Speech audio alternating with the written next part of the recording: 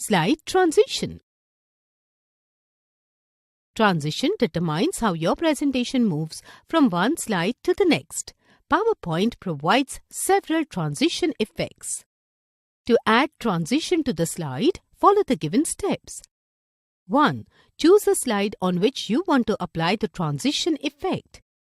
2. Click on the Transitions tab of the ribbon to access the slide transition options. Then click on More button from Transition to this slide group to see all available transitions.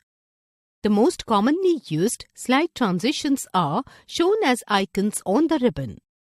You can also click on the More button to see the complete list of transitions available or scroll through the list one row at a time. With PowerPoint 2016, you have the ability to see the transition effect on the slide by placing the mouse over the transition choice prior to making your selection.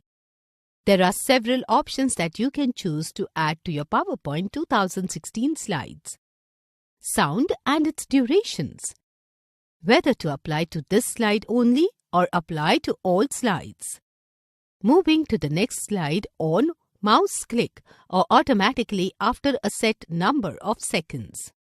There is also an option to loop until next sound which you can apply to the slide transition. This option will repeat the selected sound till there is no new sound introduced in the presentation.